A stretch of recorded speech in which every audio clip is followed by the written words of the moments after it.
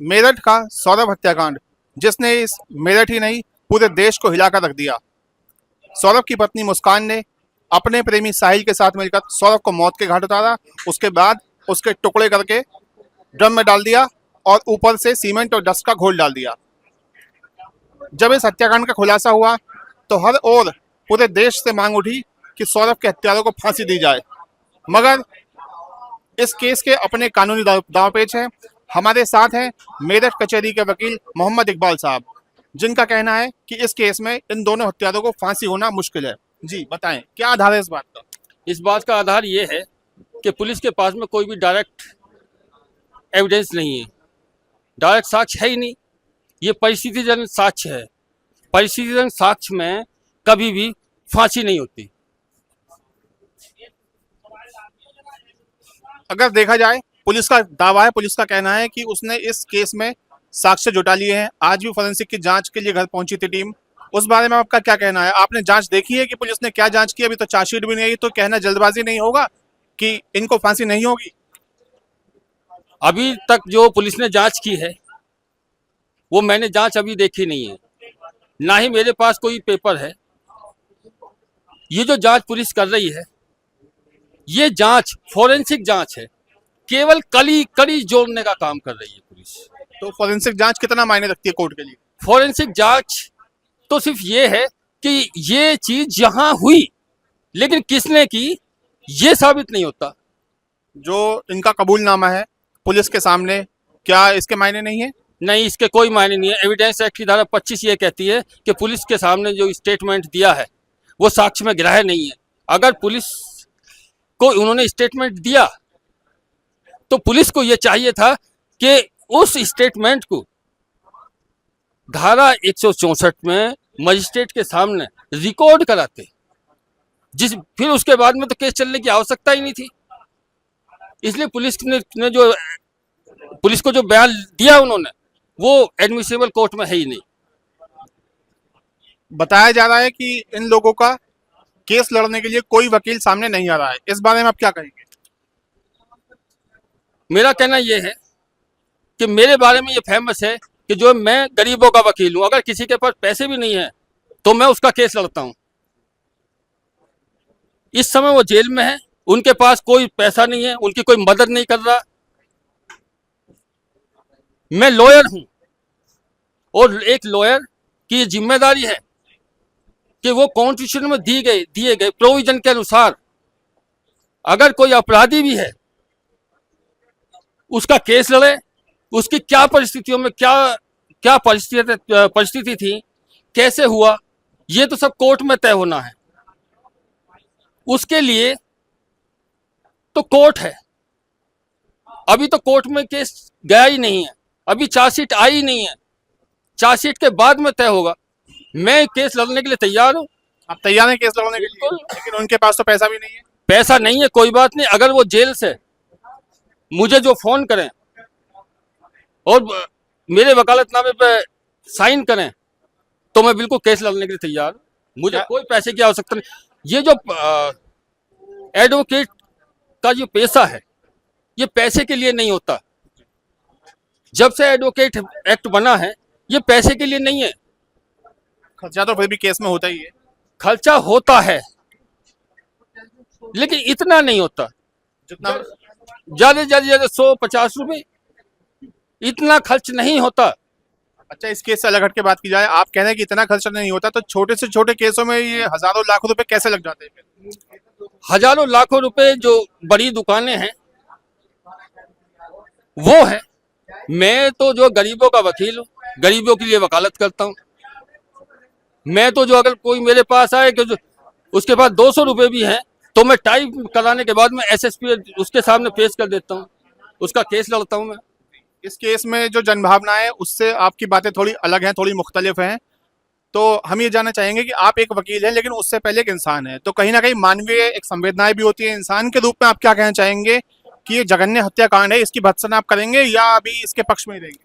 देखिए, जब तक कोर्ट किसी को सजा ना दे दे, ये प्रोविजन है, जब तक कोर्ट किसी को सजा ना दे दे हम उसे अपराधी नहीं मान सकते। बेसिक लॉ ये है, अगर मैं क्रिमिनल लॉयर हूं तो मेरी लाइन सबसे पहले यहां से शुरू होती है कि प्रार्थी अभियुक्त बेगुनाह है, उसे झूठा फंसाया गया है। क्रिमिनल की पहली लाइन ही यहां से शुरू होती है। जब तक उसे सजा ना हो जाए कोई उसे अपराधी नहीं मान सकता, सजा याफ्ता नहीं मान सकता। आप पहले से पहले कैसे मान लें जब तक कोर्ट ने उसे सजा नहीं दी। जी, एक वकील की, एक अच्छे वकील की इंस्टिंक्ट होती है कि वो बताते हैं ऐसा कि वो देख के बता देता है कि ये मामला सच्चा है, झूठा है, ये दोषी है या नहीं है। क्या ये बात सही है? देखो, दोषी होना या निर्दोष होना ये पुलिस एविडेंस पे क्लियर होगा। अगर किसी वजह से परिस्थिति दिन साक्ष्य ब्रेक होता है तो सजा भी नहीं होती। नहीं होती सजा? अगर ब्रेक हो जाए, ब्रेक का थोड़ा बताइए, ब्रेक मतलब क्या? ब्रेक का मतलब ये है, पुलिस ने चाकू बरामद, चाकू वाला जो है जहां से चाकू खरीदा उसकी गवाही ले ली। अगर वो कोर्ट में आकर नुकते मेरे यहाँ से तो चाकू खरीदा ही ना है, ये तो पुलिस ने मुझे दबाव देकर करा लिया। अच्छा, ऐसा भी हो सकता है? अरे वो साक्ष्य ब्रेक हो गया कोर्ट में। जिसने नीला ड्रम जहां से लिया गया वो मना कर दे कि ये मेरे यहाँ से नहीं लिया गया है, तो इसका क्या परिणाम होगा जी? इसका परिणाम ये होगा कि वो ब्रेक हो जाएगा परिस्थिति साक्ष्य, इसका केस पर प्रभाव पड़ेगा। बहुत सारी चीजें हैं, बहुत सारे गवाह मुकरते हैं यहाँ के। और इसके अलावा जो फिंगरप्रिंट लिए गए हैं उसका? फिंगरप्रिंट अलग चीज है, फिंगरप्रिंट कोर्ट में मान्य है? कोर्ट में मान्य है, लेकिन अगर वो साबित फोरेंसिक लैब से साबित हो गए तब उस पर भी जिले होगी। जो एक हत्यारोपी साहिल है, उसकी दादी आज साहिल से मिलने के लिए जेल में गई थी, जबकि पहले उनका कहना था कि उनका इन हत्यारों से कोई लेना देना ही नहीं है। ये परिस्थिति कैसे बन जाती है वकील साहब? आप इतने अनुभवी, आप इसके बारे में कुछ बताइए।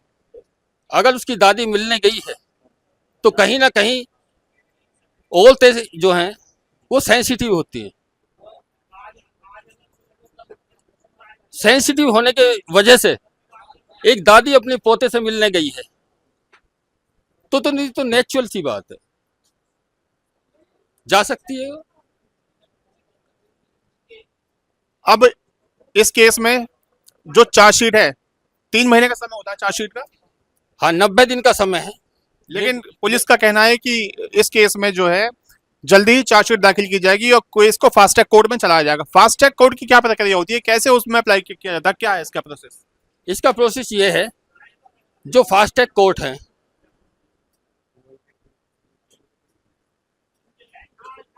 वो मतलब कैसे एक केस को फास्ट ट्रैक कोर्ट में ले जाया जा सकता है? फास्ट ट्रैक कोर्ट में ले जाया नहीं जाता। ये सेशन कमिट होगा, सेशन कमिट होने के बाद अगर डिस्ट्रिक्ट जज ये चाहें कि जो है ये केस जल्दी तय होना चाहिए और शासन का इसमें दबाव है, डीएम इसमें जो है सरकारी वकील से तेज पैरवी कराएं, तब ये केस फास्ट चल सकता है। आपका कहना है कि आप इस केस में अगर आप उनके वकील होते हैं तो आप फांसी नहीं होने देंगे, आपका ये कहना है। ये किस आधार पर आप कह रहे हैं? मैं एक बार फिर सवाल पूछना चाहूंगा कि इसका आधार क्या है? इसका आधार यही है कि परिस्थिति साक्ष्य में कभी फांसी नहीं होती। जघन्यतम अपराध की श्रेणी में नहीं आता है? ये जघन्य अपराध की श्रेणी में नहीं है। ये किस अपराध की श्रेणी में? ये तो जो है 302 में है, नेचुरल 302 है, उस श्रेणी में, हत्या की श्रेणी में है। अच्छा, उसमें कोई और धारा लगती है? उसमें जो है 299 है पुरानी, और नई जो है वो 101 है। देखिए वकील साहब, हमारे दर्शकों को बहुत नई नई जानकारियां दे रहे हैं और एक तरफ ये दावा भी कर रहे हैं कि अगर वो मुस्कान और साहिल फोन करें जेल से तो वो इनका केस लड़ने के लिए तैयार होंगे। तो जेल से फोन करने का क्या प्रोसेस? बड़ा एक समझा जाता है कि जेल से फोन करना इलीगल होता है, जेल से क्या प्रोसेस है फोन करने का? जेल से वो जो एक एप्लीकेशन जेलर को देंगे, हाँ जेलर को एक एप्लीकेशन देंगे। वो देंगे या उनका वकील देंगे? नहीं, वो एप्लीकेशन देंगे कि हमें इन वकील साहब से बात करनी है, तो वो जेल से मुझसे बात करा सकते हैं। ये प्रोसीजर है जेल में। अच्छा, आपसे बात करा सकते हैं, लेकिन पहले आपको अपॉइंट करना पड़ेगा उनको। अपॉइंट नहीं, पहले में मुझे जो है यहाँ वकालतनामे पे साइन करने के लिए पहले वो जेल से मुझे फोन आएगा, अगर वो चाहेंगे तब मैं यहाँ से जेल जाऊंगा, और जेल जाने के बाद में वकालतनामे पे जेल अधीक्षक के सामने वो वकालतनामे पे साइन करेंगे, जेल अधीक्षक साइन करेंगे, तब वकालतनामा जेल से ही कोर्ट में आएगा। आप इतना खुलकर बात कर रहे हैं, ये जो केस है, ये जो पब्लिक सेंटिमेंट इससे जुड़ी हुई है, तो क्या कहीं आपको जरा सा माइंड में आपके शंका है, कोई संकोच है, कोई डर है ये बातें कहने में? क्योंकि हिम्मत चाहिए ये बातें कहने के लिए। ये जो है, मैं लॉयर हूं, और लॉयर अगर डरेगा तो वो वकालत क्या करेगा? लॉयर तो निर्भीक होता है, उसे हर सच्चाई का सामना करना पड़ता है। अगर वो निर्भीक नहीं है तो वो वकालत नहीं कर सकता। आज सौरभ की 13वीं है और वहां पर जो है लोगों का आना जाना लगा हुआ है, बहुत लोग उनके साथ संवेदना जता रहे हैं, दुख जता रहे हैं। आपकी क्या संवेदना है सौरभ के परिवार के साथ? देखिए, सौरभ के परिवार के साथ मेरी संवेदनाएं हैं। उनकी हत्या हुई है, ये बड़े दुखित बात है। इस बात का जो है, जो पुलिस इन्वेस्टिगेशन है उस पर फर्क नहीं पड़ता। संवेदनाएं अलग है, कोर्ट प्रोसीडिंग अलग है। हर आदमी संवेदनशील होता है, अगर मैं भी जाऊंगा तो मैं भी संवेदना ही व्यक्त करूंगा।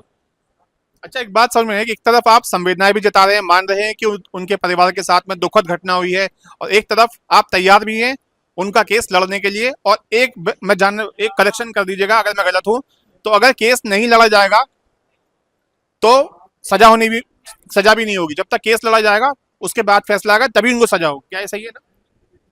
केस लड़ने के बाद जब जजमेंट होगा, जजमेंट में वो निर्दोष हैं या दोषी हैं, वो तो लास्ट की बात है। मुस्कान और साहिल ने जेल अधीक्षक से, वरिष्ठ जेल अधीक्षक से कहा है कि उनको वकील उपलब्ध कराया जाए, तो अब उनको शायद सरकारी वकील उपलब्ध कराया जाएगा। तो जो प्रोसेस सरकारी वकील का है, क्या सरकारी वकील के पास आने के बाद भी एक प्राइवेट लॉयर पे केस ट्रांसफर हो सकता है? बिल्कुल हो सकता है। मुलजिम को ये अधिकार है कि वो अपना कोई भी लॉयर रख सकता है, चाहे सरकारी वकील हो चाहे प्राइवेट वकील हो, कोई भी हो सकता है। वो 10 चाहे तो 10 वकील हो सकते हैं, वकील होने पर कोई पाबंदी नहीं है।